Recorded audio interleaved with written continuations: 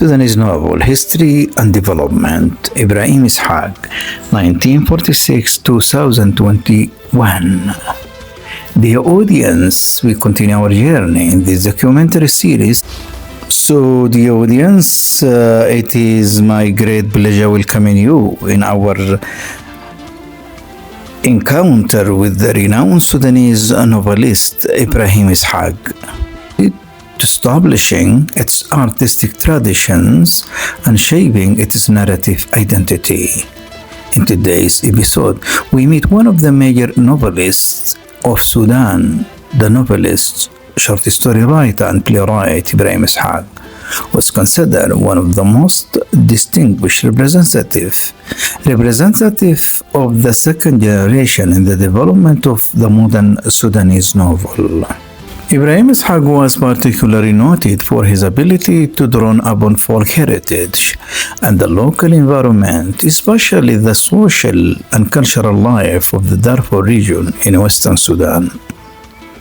He made the place and its people central elements of his narrative construction, allowing the language of everyday life, the richness of popular culture, and the traditions of the community to emerge vividly in his works.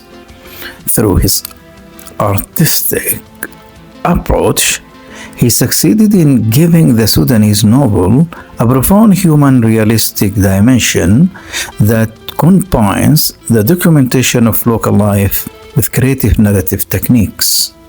Ishaq left behind a number of novels and short stories that represent a significant contribution to Sudanese literature. Among his most well-known novels, An Event in the Village. In his works, his remarkable ability to portray popular characters and to present vivid pictures of the Darfuri community and its transformations becomes clearly evident. In this way, Ibrahim Ishaq played an important role in strengthening the presence of the Sudanese novel and enriching its narrative experience with the specificity of place and the depth of human experience.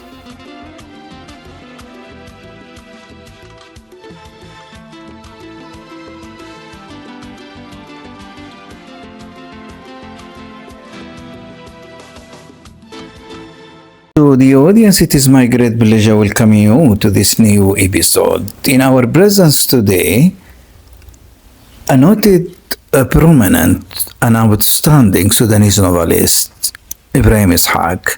So we meet him today in this episode as a continuation for introducing the history of the Sudanese novel from a side and the pioneers, outstanding and prominent Sudanese novelist from the other side. So he considered one of the earliest founders and the pioneers of the Sudanese novel. We met him to enter into his literary world, to introduce him to the readers. And in this regard, I would like to tell that Ibrahim Ishaq reflected and showed that particular culture of Western Sudan in his writings. So he represented a cultural voice to that rich tradition and customs of Western Sudan. So my pleasure, the audience, to introduce him. And here I would like to start with his biography, his early life and education. Ibrahim Ishaq was born in 1946 in Wada village, located in what is now East Darfur, Sudan. He received his primary education in the cities of Al-Fashir and Durman, reflecting early exposure to both rural Darfurian roots and urban Sudanese settings. Ishaq attended secondary school in Al-Fashir, the principal city of northern Darfur, where he completed his pre-university studies amid the region's cultural and nomadic influences that later shaped his literary focus. In 1969, he graduated from the Teachers Training Institute in Durman. The current College of Education, University of Khartoum, qualifying as an English teacher, which marked his entry into formal education professional track and coincided with the beginning of his teaching career.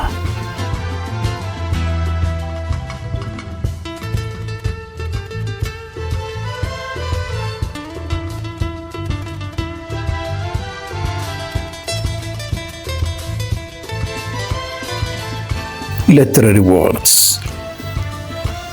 To Ibrahim Ishaq credit, by the way, so numerous novels, so many collection of short stories in addition to plays. And in this concern, I would like to inform that he is an example of a genius and skillful writer that combined the three genres in his literary works. And in the very same way, what I would like to add, most of his narrative and non-narrative works are set in the Darfur region of Western Sudan. So in the Darfur region of Western Sudan, by the way, this is the focus of our novelist Ibrahim Ishaq. He is a mirror reflection to Darfur culture, tradition and customs. And in this concern, as we have taken up Tayyib Saleh in so numerous episodes, we found out that Tayyib Saleh, furthermore, is a true image to the reflection of the Northern Sudan tradition, culture, and customs. Moreover, we have introduced Layla wa Layla in more than episodes, and we found out that furthermore she is a reflection to Sudanese culture in general, more specifically to the urban city. And here we have Ibrahim Ishaq. As I told, he is a reflection to the Western culture in his literary work. He has published 6 novels and 3 collections of short stories. These include, so just here I would like to exemplify the most noted, the most famous novels written by Ibrahim Ishaq. One of his earliest novels, حدث في القرية, an event in the village, and it has been published in 1969. So this is his first published and accomplished novel. The Works of Night and the Town, أعمال الليل والمدينة, it has been published in 1971. The Old School Festival, it has been published in 1976. The Tradition, أخبار البنت, Mayakia, it has been published in 1980 and republished in 2020. Turmoil in Kalamando. It has been published twice, 1999, 2002, and the Nourians Scandal, published in 2004.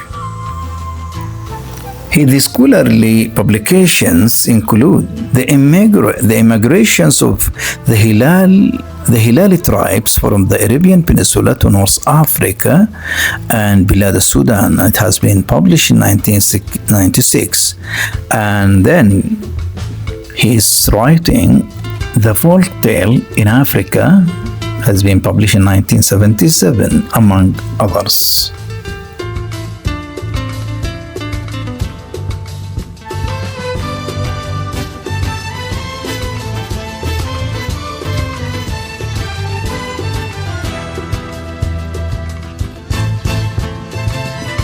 Academically, Ibrahim Ishaq pursued advanced studies in folklore, earning an MA from the University of Khartoum Afro-Asian Institute, where he also worked as a researcher. Ibrahim is a literature and art award winner in Khartoum 1979 and holds an honorary doctorate from the University of Al-Fashir. Writers and novelists influenced him.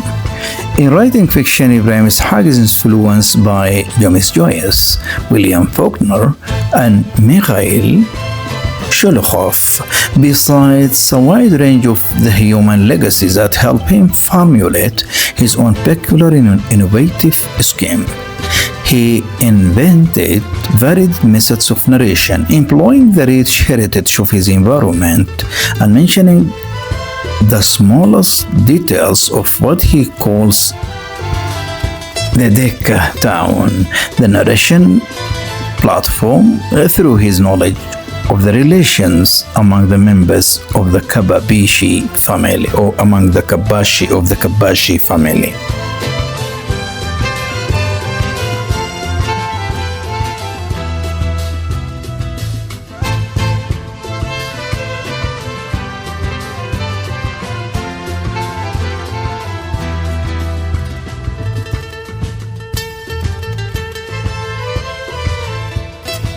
Professional career and academic contributions.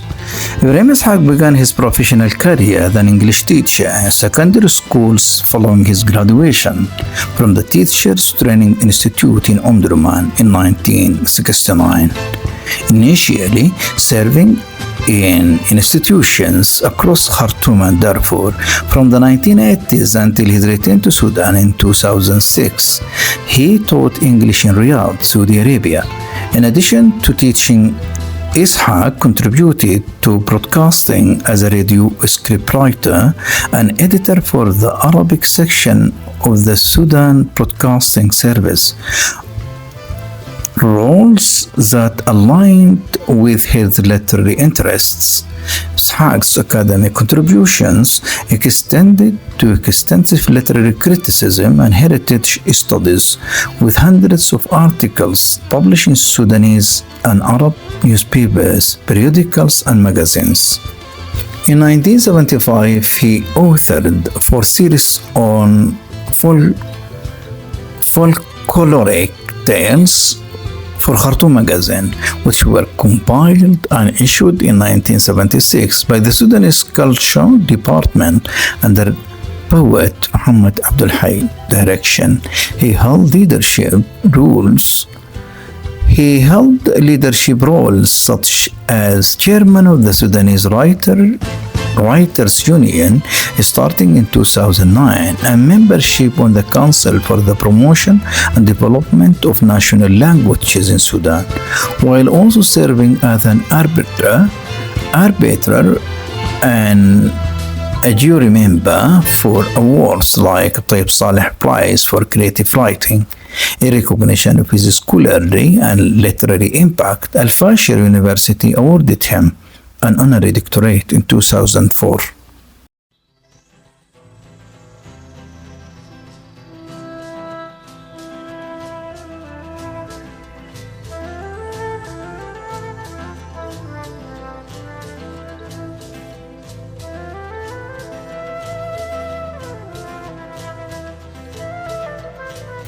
The audience, I would like to reminding you that I'm presenting Ibrahim Ishaq as a continuation for our series of documentaries handling the history of the Sudanese novel as well as the pioneers among the Sudanese novelists. So here we have still traveling with Ibrahim Ishaq, and here we have this question, so very important one. Why was Ibrahim Ishaq not widely read? So this question, by the way, might be it is there among the Sudanese, merely the educated elite. Why Ibrahim Ishaq is not readable? So before going further to debate this question, to answer it, researchers, critics believe that the language that he has chosen, that sort of the language that he has used as a medium to connect, to communicate with his audience, is the problem. How? That is, it has been, as I told, it has been investigated in many researchers, many studies, that type of the language of that particular area of Darfur, the vernacular type of the language that dominant his writing, was a cause behind his reputation as a writer to be known to the whole audience in the country, in the Arab world. And because of this here, just I would like to share some views, and one of the speakers about the problem itself is the novelist Ibrahim Ishaq himself. So here I would like to share these points. When the novel حدث في القرية an event in the village appeared in 1969, it did not receive the warm reception that might have been expected from readers in Darfur itself. Many people from the region reacted with a degree of discomfort, not because of the themes of the novel, but largely because it was written using their local dialect. At the time, many people from Darfur had been raised to distance themselves from that dialect, particularly those who had moved to the capital and were striving to adopt more formal linguistic forms. Seeing their everyday speech documented in a published book felt unsettling to some readers. As one reflection describes, when the novel first reached the hands of readers from Darfur, they were among those least enthusiastic about it. For many, it came as a kind of shock. Some even distanced themselves from it, almost as if it were an embarrassment. Instead of paying attention to its artistic qualities, narrative techniques, and the striking creativity of the language, what provoked the strongest reaction was the dialogue written in the Darfuri vernacular. In certain environments in Darfur, particularly among communities that had limited access to formal education, people had grown up with a tendency to avoid even mock this colloquial speech. Therefore, encouraging it perceived a legitimise in a literary work felt like a direct provocation.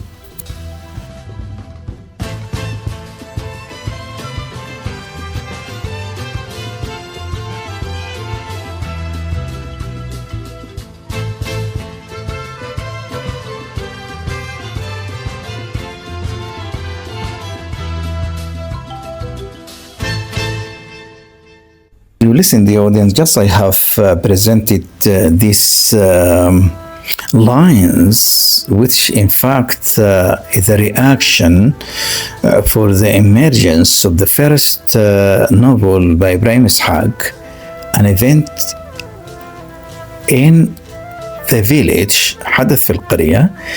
As you follow, it represents a shock to many Darfurians. That is because, as the article here has shown,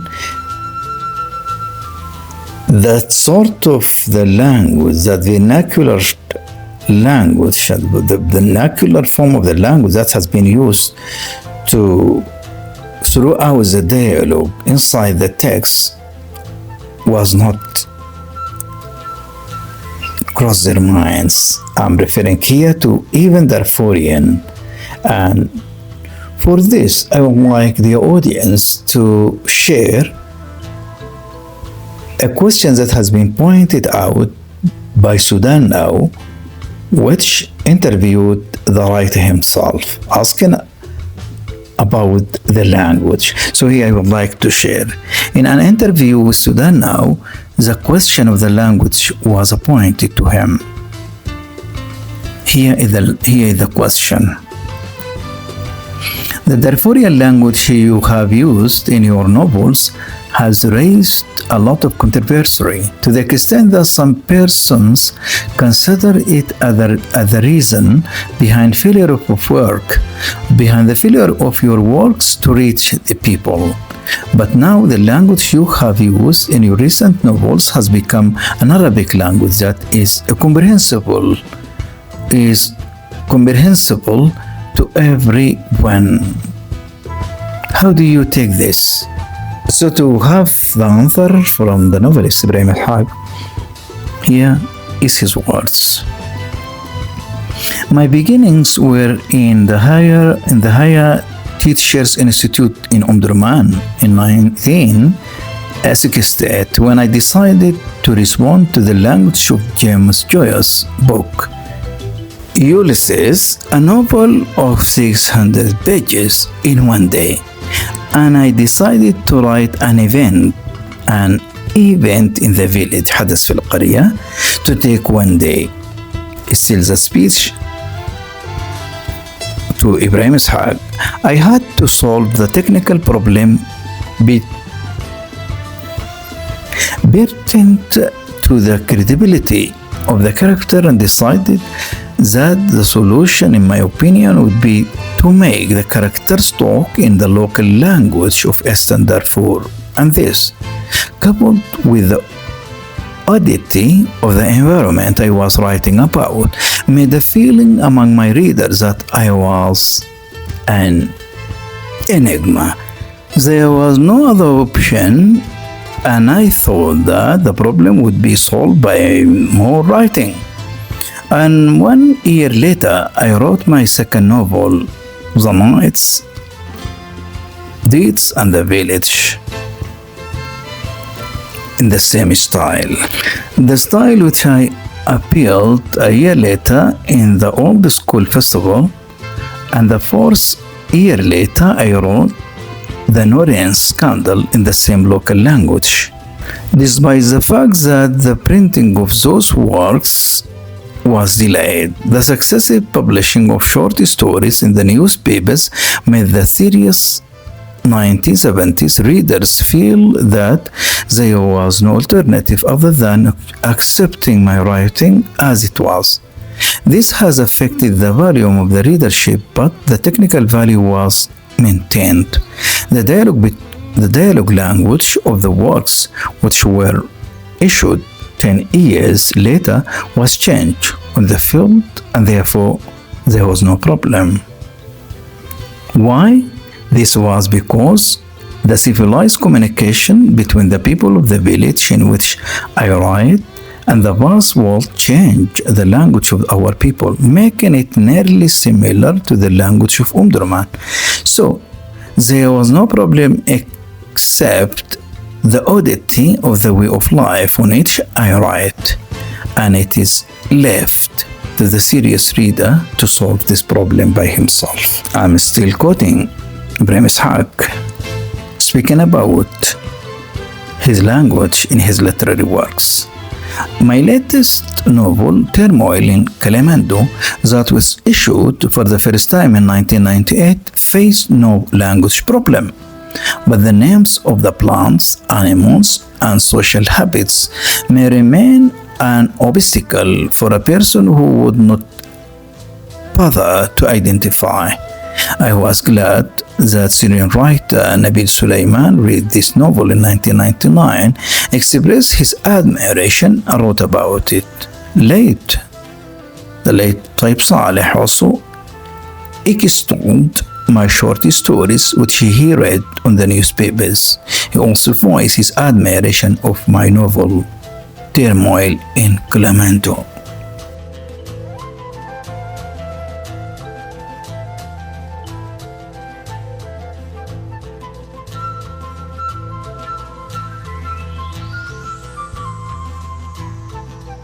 Still, I'm sharing the views of Ibrahim Ishaq towards why he was not readable. So in this sense, in this particular context, furthermore, I would like to share this. When Ibrahim Ishaq himself was asked why his creative work had not received the level of critical study it deserved, despite his reputation as one of the prominent figures in Sudanese narrative writing, he suggested several explanations. For example, to him, the emergence of the novel from Western Sudan into the cultural center occurred relatively late. Another point, he had been influenced by Western fiction and adopted aspects of it as a model. And then the use of colloquial dialect was one of the narrative techniques found in Western novels. His novels and short stories often overlap and interconnect, forming a complex and intertwined fictional universe.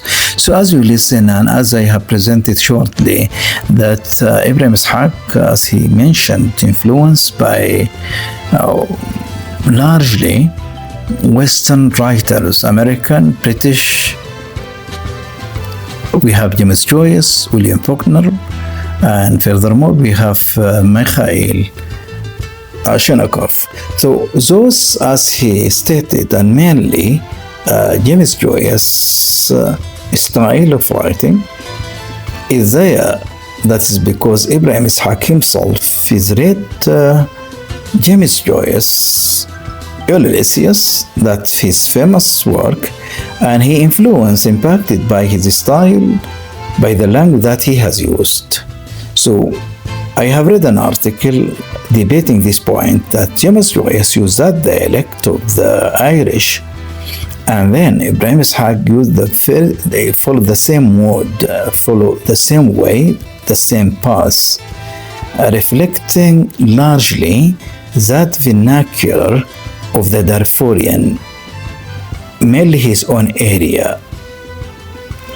And because of this,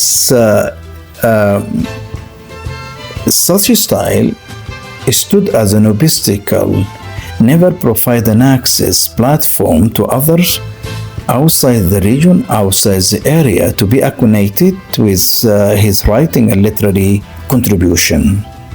So according to him, these elements did not always align with the literary taste, shaped by the conventions of the classical Arabic novel. For this reason, his work was sometimes overlooked, despite its originality and artistic depths.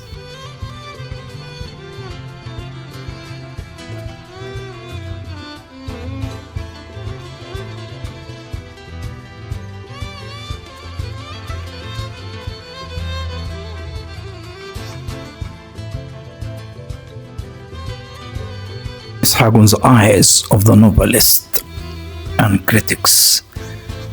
Here, just the audience, I would like to share some of the views, perspectives towards Ibrahim Ishaq writings, literary writings, And I would like to start with the Sudanese international novelist Taib Saleh, who read Ibrahim Ishaq, and this is just his reaction and impression.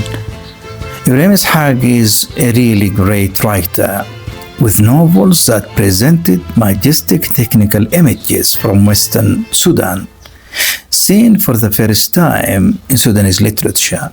It is a world nearly unknown to the people of Central and Northern Sudan. I met him in Saudi Arabia to find in him a tactful, kind human being, like all his fellow Western Sudanese. It is clear from his novel Turmoil in Kalimando that he was not idle, but thinking and writing throughout all his long period of silence. When I read his novels and the beautiful short stories, I feel sorry not to have known that remote, amazing world. So this is the reaction of Taib Saleh reading Ibrahim Ishaq. Meanwhile, I would like furthermore to share some critics' comments and views towards Ibrahim Ishaq literary writings. And in this concern, critics have also emphasized Ishaq's important place in Sudanese literary history. The critic, for example, the famous Sudanese critic Majzoub al-Aidarous, wrote about him and said, Ibrahim Ishaq occupies a distinguished position in the record of the Sudanese novel. However, because his works were mostly published within Sudan and through the Sudanese publishing houses, they rarely reached the reader or the broader Arab readership. Nevertheless, Sudanese critics from different intellectual backgrounds paid significant attention to his novels and stories. Meanwhile, the Sudanese critic Isa al-Helu wrote about Ibrahim Ishaq and said, he is difficult for the youngsters, whether readers or critics. The question which puzzles me is that, had this novelist come prematurely, or is it that we are lagging behind his time? It seemed to me, still the speech for Isa al-Helu, it seems to me that the problem with the text of Ishaq is caused by the language in which he writes. His sentence is long because he expresses ideas rather than passing sentiments. I may be right or wrong in this judgment. It appears to me that his language was influenced by the old traditional texts written in the Arab Maghreb countries and transferred to Western Sudan. This was deepened by his readings of the Arabic classical Islamic jurisprudence and rhetoric books, although he is well versed in English language. It seems to me, as I have indicated, the barrier between Ishaq and the reader in the era of the consumer novel, which addresses urgent youth problems, their emotional crisis, and their astonishment with the contemporary historic developments. The novel that is written by the youth of today differs in construction, language, and subject from the classic Sudanese and global novels. So just here I shared 3 views. Taib Saleh, as a novelist, reading Ibrahim Ishaq, his impression. So, as you listen, was there, and 2 notable Sudanese critics, Majzoub al-Aidarous and Isa al-Helu. Together, they have their own views as you listen towards Ibrahim Ishaq writing.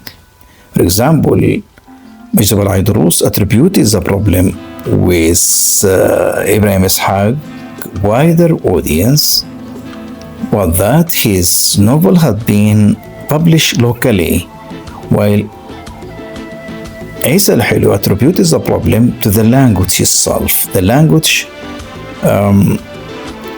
that constitute the problem. I'm referring here to that special form of the language, that the vernacular of Ibrahim Ishaq locality itself. And this is just, as I told, as reviews.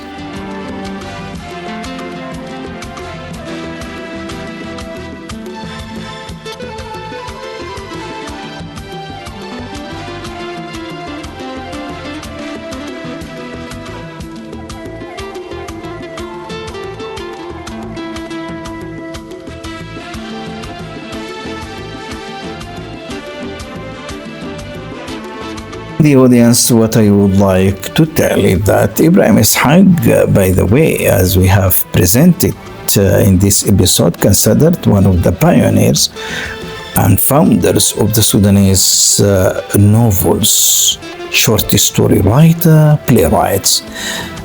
And in this concern, his contribution reflecting that rich culture and tradition of Western Sudan encourage later generation to follow the way of going further, documenting, recording, and at the very same time reflecting that rich tradition of Western part of the country. So his impact is so very clear, and his contribution to the literary circles in Sudan is so very tangible. And in this concern, he is a man of great contribution in the way that he is the first one to reflect that particular culture of Western Sudan. And in this concern, I would like to tell that he needs to be further presented to the audience through researchers, through